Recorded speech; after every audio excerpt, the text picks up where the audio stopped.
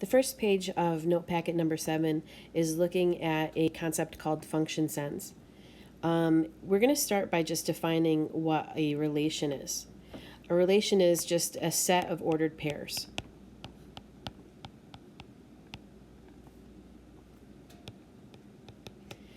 You can see relations in lots of different ways. So there's some examples down here. Here is a set of ordered pairs. Here is a set of ordered pairs in the form of a table. Here are some ordered pairs graphed on a graph. Here is ordered pairs that are being mapped from one place to another. I know these are kind of blurry, but hopefully the idea of what you're looking at is really what I want you to see. So if you don't know the specific numbers, that's okay. A function is a certain type of relation.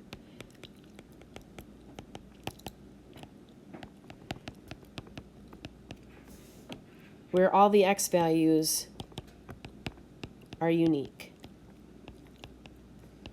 It's pretty simple. A lot of people get caught up with looking at the x and the y values, but really all you need to do is look at the x values. So you have a couple of examples here, like for the first one, is this a function and why? If I want to figure out if something is a function, I have to just focus on the x values. If they're all different, then you can say, yes, this is a function. And I'm just going to repeat this one more time. The y values, they don't matter at all. If you're trying to figure out if something's a function, don't even look at the y values. That doesn't matter. If you look at B, this is a different way of showing a relation. If I were to write all of these as ordered pairs, I would have -3, 12, -2, 13, -2, 15. I can stop right there because I have a repeating x value, so this is not a function.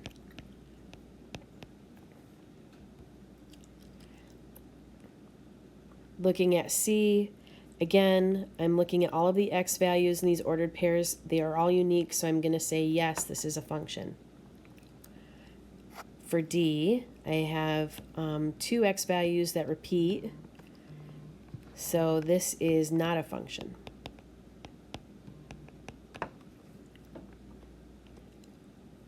For E, I have -2 written twice, so this is not a function. F, 1, 2, 3, 4, this is a function. They're all different.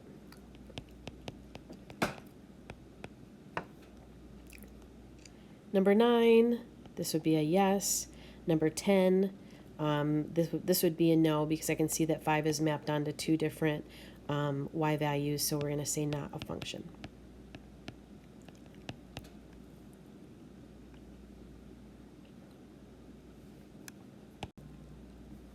In the second page of your notes, you're going to see at the top, we're talking about domain. The domain is referring to all of the x values, or we sometimes call them input values, of a relation.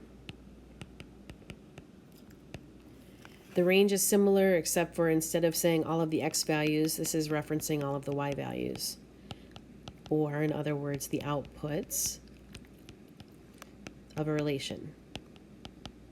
You can have a domain and a range of something that's not a function. That's why I use the word relation. So that's kind of a thing. If you were asked to find the domain and the range of the following, remember that input values represent the x's and output values represent the y's. So I would just display that using set notation, which is a curly bracket. All of the x values I have here are 1, 3, and 5. All my elements are going to be separated with a comma.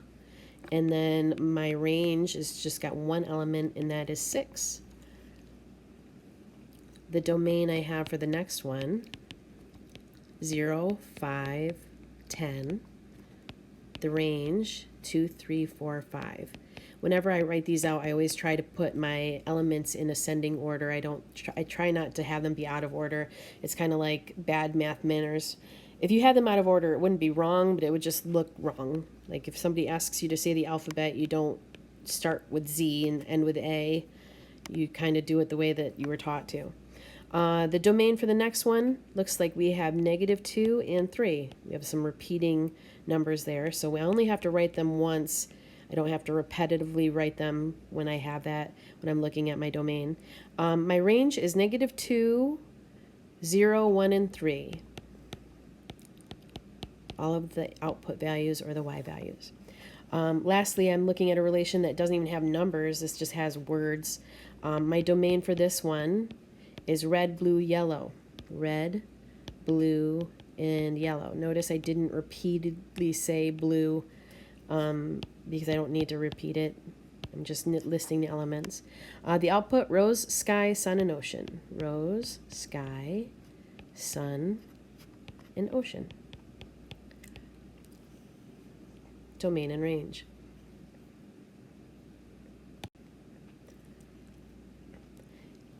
We're just going to briefly step off topic and talk about the Cartesian coordinate system, which is probably the only coordinate system you've ever worked with in math. Remember that when you're working with a Cartesian coordinate system, you have 4 quadrants. They are broken up by the x and the y axis. We like to name our quadrants with Roman numerals. So if you ever do that, one way to always know how to do it is to draw the letter C with an arrow at the end. Then I know where my arrow starts is the first quadrant. And then I follow that arrow as I am labeling the other 3 quadrants. So quadrant 1, 2, 3, and 4. Just as a reminder, ordered pairs start with the x coordinate and end with a y coordinate. Or in other words, you go left or right first and then up or down second. Kind of an important thing to go over because we're going to reference some of this stuff a little bit, and I want to make sure that we've kind of briefly looked at that. I want to talk about function notation. This is going to come back later on in the notes, and I want to address it beforehand. Sometimes when you have a relationship between 2 variables, we've kind of looked at some practical relationships dealing with things like U-Haul or telephone bills or something along those lines. I just have an arbitrary one right here. This is just written with x's and y's. Function notation is a different way of writing a relationship. Instead of writing y, we write f of x, and it looks kind of like this. And just so you know, I'm going to put a little arrow here, the f of x. The f is actually the name of the function. Sometimes we don't use f, sometimes we use g of x or h of x, depends on how the person sets it up. F is kind of a universal one that's used quite often, so that's what I used here. And then what I have in the parentheses is whatever my input value is. If I have it in these parentheses, then that's also the value that's going to be plugged into x in my relationship. And then if I evaluate it, then that will give me the output. So if I give you an example, I'm going to go back to this f of x equals 2x plus 5, and someone says to you, what is the f of 3? Then you would plug 3 in for x, simplify it, and then you would know that the f of 3 is 11. If I was ever going to write this in the form of an ordered pair, the input is 3 and the output is 11. So an ordered pair showing that relationship would look like that. In other words, if I were to just write the letters that happen in an ordered pair, the first one is x and the second one is f of x. This represents whatever the output is for that particular x.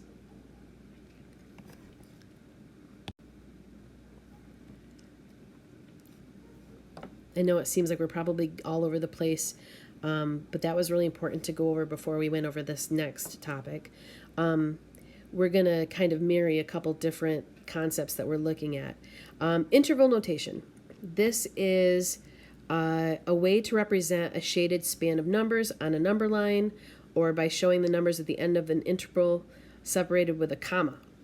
Okay, well that sounds like really confusing, but you'll get what I'm trying to do. The really important thing with interval notation is to understand the difference between the parentheses and the brackets. Parentheses are endpoints that are not included in the interval, and brackets indicate endpoints that are included in the interval. And also, if you're ever using positive or negative infinity, you always have to use parentheses. So let me get to what I'm looking at. If I'm asking for the domain and the range, and I don't give you some kind of finite list of numbers, I give you a graph. And the graph has something drawn on it, and it has arrows on both ends like this one does. If someone's asking you about the domain, they're asking you how far left and how far right this reaches. And if they're asking for the range, they're asking how far down to how far up it reaches. So we're going to use interval notation to express that. So for the domain, even though it's kind of going slowly, if I was imagining this forever and ever and ever, it's kind of going to infinity to the right, and it's also going to infinity, negative infinity to the left. You don't really quite see it. I know it's a slow process, but this is definitely not a vertical line. So what I'm going to do is I have to express that my domain is from negative infinity and it goes to positive infinity. It's forever to the left and forever to the right. And I always put the smaller value first. The range is how far down to how far up. Again, you can tell, especially because these arrows, this is also going to be from negative infinity to positive infinity. Anytime you use infinity, you have to use parentheses. Let's look at the second one. Domain, how far left to how far right. This looks like it's going forever to the left and forever to the right. Even though it's a slow approach, it is going forever. So we're going to say from negative to positive infinity. The range is how far down to how far up. This looks like it starts at negative 7. So I actually am not going to use parentheses this time. I'm going to use brackets. So I have a bracket, and this is going to have negative 7, comma, and then it goes up and up and up forever. So I'm going to put a parenthesis and then a infinity symbol and then a parenthesis. You can have a bracket and a parenthesis in the same thing. It just depends on what you are looking at. But this endpoint is included, and this endpoint, you can't really narrow it down to one thing, so we have to use the parenthesis. Lines are always really easy when you're doing domain and range because it's always going to be negative to positive infinity unless it's a perfectly vertical line or a perfectly horizontal line.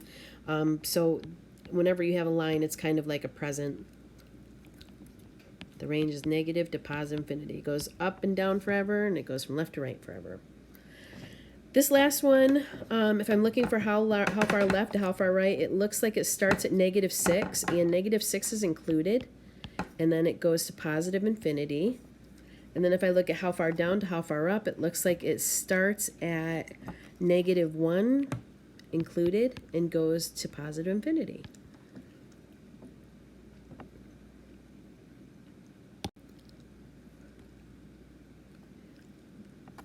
The next page of this, we are looking at a graph that is going to have us really think about what kind of story the picture is telling.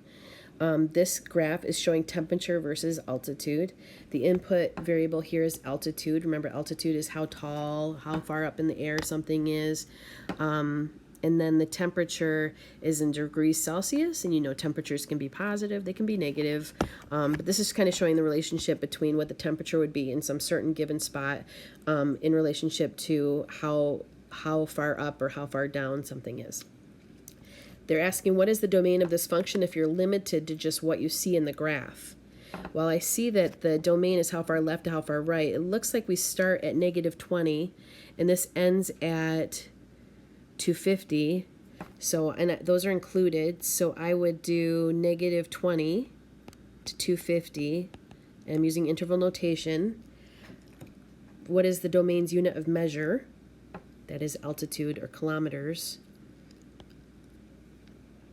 The practical significance is kind of the big thing that we're talking about here because they're asking us to explain to them what these numbers mean given the story. So the practical significance when the domain values are positive, that's when the altitude is positive. It would mean that we are above ground. When they're negative, that would mean below ground. How many kilometers are represented by each tick mark on the horizontal axis? It looks like each tick mark represents 10 kilometers. What is the range of this function if you're limited to what you see on the graph? So this is how far down to how far up, It looks like we're dealing with like negative 80. It goes all the way up to about 675. So I'm going to say from negative 80 to 675 degrees Celsius. The practical significance: when the range values are positive, the temperature is a positive number. It still can be freezing if it's a positive number, because 32 degrees, actually it's not 32 for Celsius, it's a different number. I wonder, let me look this up, hold on. Yeah, hopefully I didn't out myself as kind of an idiot, but the freezing point for Celsius is 0, so the temperature is a positive number, and I would say not freezing because that happens at 0. How many degrees? Oh, and if they're negative, then negative temperature means that it's freezing. How many degrees Celsius are represented between the tick marks on the vertical axis? It looks like 50. Each tick mark is 50 degrees Celsius.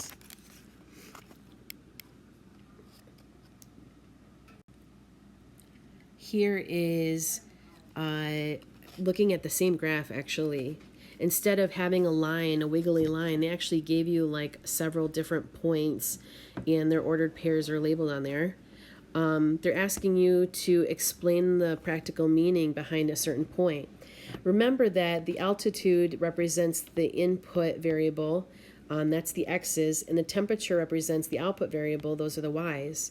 If I were going to explain this, I would write at 150 kilometers, because that's in the x spot, it is 345 degrees Celsius. They want you to explain the story.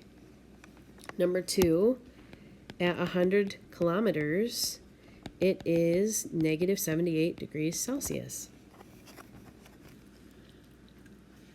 This next concept is something that a lot of people struggle with when they're first learning how to interpret function notation and looking at graphs and input and output variables. So I have a graph that has a kind of a broken line drawn on it, and I have a bunch of different values that they want me to evaluate. For instance, this one is asking me to use the graph to find the f of 2. Remember that when I don't have a number plugged into this, it represents f of x. So if I'm looking for an ordered pair, I already know what the x value is for this. It's 2. So I'm going to go to where 2 is on the x-axis, and I'm going to follow it down and over to see what the output is for that, and that is negative 2. So the f of 2 is negative 2. The f of 3.5, that is right here, is going to be negative 3. It's good to get in the habit of writing these as ordered pairs so that you understand in your head what belongs where. The f of negative 2, if I go to negative 2, follow it up and over, is 1. And the f of negative 5, if I follow that and go over, it's 2. This is us just interpreting function notation using a graph. It does not want to erase. Then we have a question that says, what is the x value if the output is 1? Notice that they didn't give us an x value, they gave us a y value. So if we go to where y is 1, and we follow that until we find the graph, we will know that when x is negative 2, that's when f of x equals 1. Negative 2 is that x value.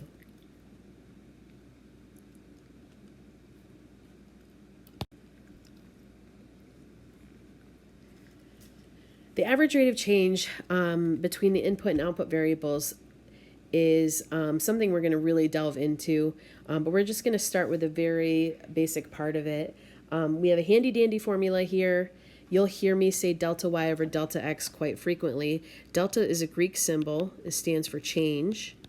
And basically, if you have two ordered pairs, you can plug some numbers into y1, y2, x1, x2, and you can come up with a number that represents the average rate of change between 2 points. For the first question on here, I have a couple points. What I'm going to do is I'm going to label one of these my number 1 ordered pair and another one my number 2 ordered pair.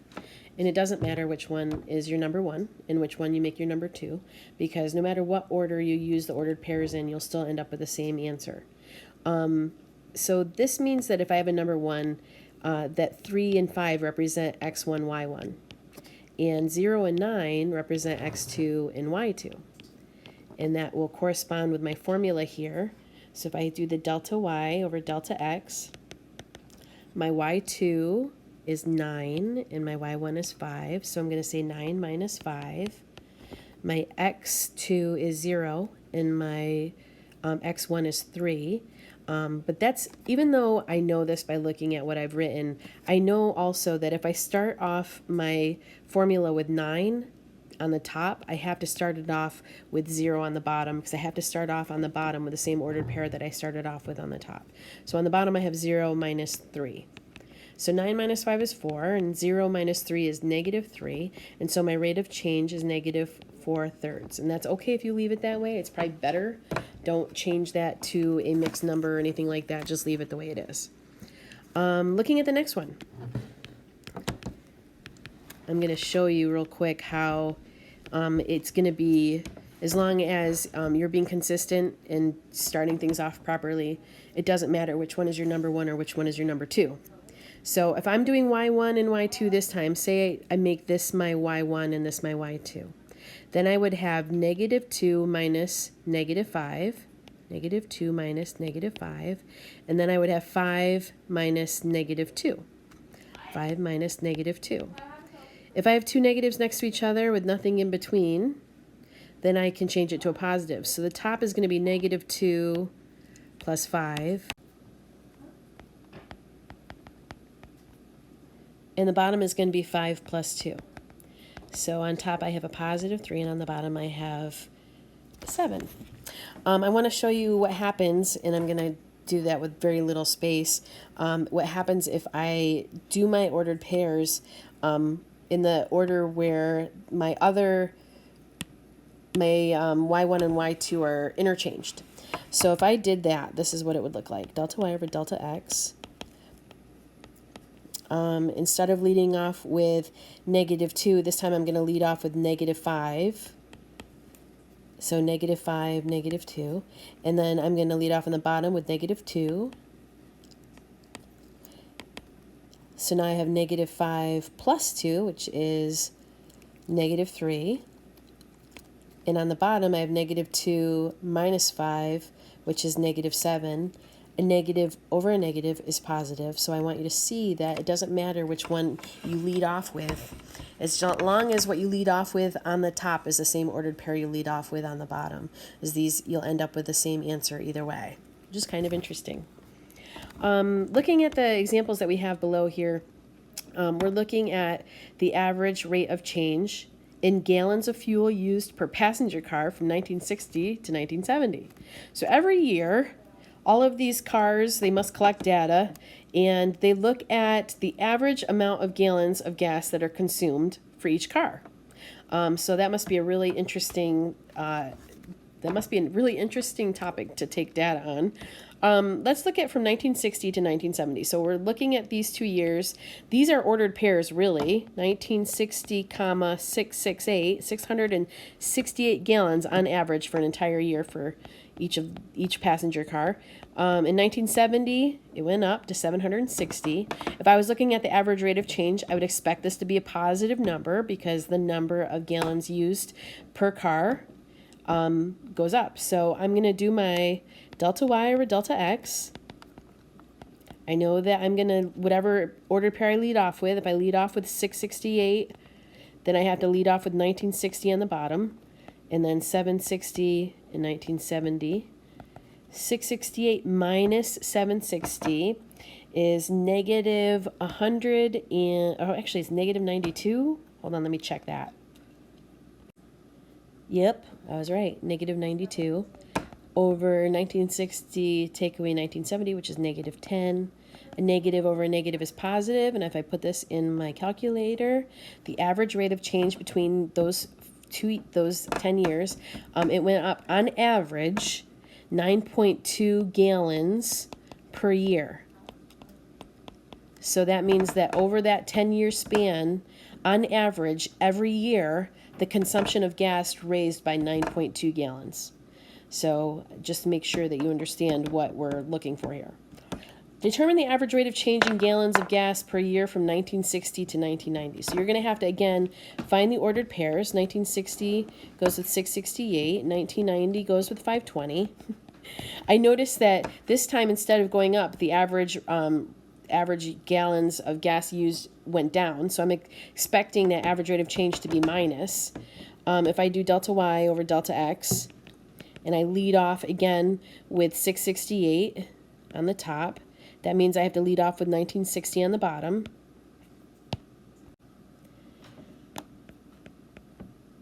And then on top, I'm going to end with 520. And on the bottom, I'm going to end with 1990. 668 take away 520 is 148. And 1960 minus 1990 is negative 30. If I put this in my calculator, 148 divided by 30, I'm expecting it to be a decimal, and it is 4.93. And it's a negative because we have a negative symbol there we have to honor. So it went down every year between those 30 years. The average rate of gas used went down by 4.93 gallons per year. Last example, 1995, 530 gallons of gas were used on average, and then in 2005, 567 gallons of gas were used on average for that year. Delta y over delta x, here we go. I'm going to lead off with 530, so I have to lead off on the bottom with 1995, and then I end with 567, so I need to end the bottom with 2005. I know that this is going to be going up slightly, so I'm expecting to have a positive outcome. I know 530 minus 567 is negative 37, and 1995 minus 2005 is negative 10. A negative over a negative is positive. This is 3.7 when you put it in the calculator. So this means that the average rate of change in gallons of gas per year in that 10-year span, it went up by 3.7 gallons every year. That was the average rate of change.